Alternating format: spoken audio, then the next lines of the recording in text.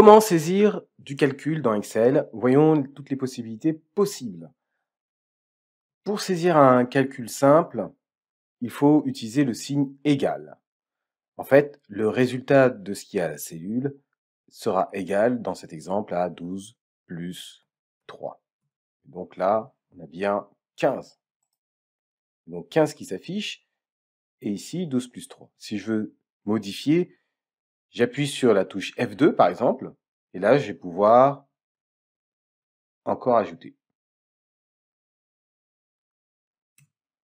Autre chose à savoir, c'est que si vous commencez votre calcul par plus, par exemple 12 plus 3, Excel va interpréter comme étant un calcul que vous souhaitez faire et va remplacer le plus par égal. Ce qui est fort avec Excel, c'est qu'on va plutôt utiliser les cellules pour avoir des références différentes. Donc là, je prends un autre exemple. Ici, je vais saisir 12 et 3. Et on va pouvoir utiliser ces cellules. Là, je vais faire égal 12 plus 3. Et ce qu'on remarque, c'est qu'il y a une couleur par cellule. Et on a les références des cellules directement dans le calcul. On valide par entrée, donc ça fait 15. Quel est l'intérêt de faire ça? Bien tout simplement, si je change une valeur, par exemple ici, je vais mettre 100, on a tout de suite le résultat qui change.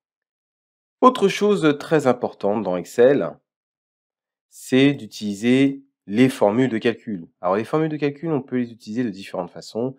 On va pouvoir utiliser les formules courantes qui apparaissent ici. Par exemple, si je fais une moyenne, donc je vais resélectionner pour être sûr que c'est bien les données qui m'intéressent. Et vous voyez, il y a encore le système de couleurs qui me permet de savoir que c'est la bonne sélection. Je valide par entrée et donc en moyenne, ça fait ça.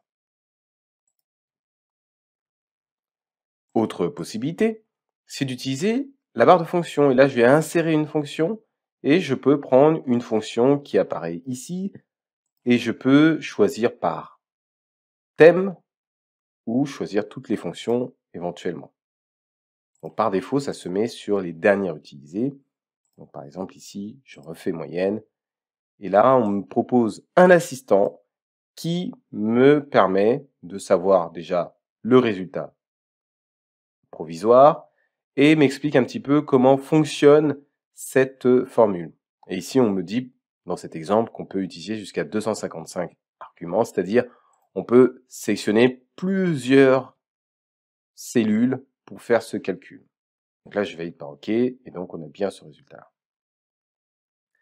Enfin, nous avons aussi l'onglet Formule, et dans cet onglet Formule, on va retrouver les formules de calcul. Donc on retrouve ici les formules courantes, mais on va retrouver ici les formules en fonction de si ce sont des formules récentes, etc., etc.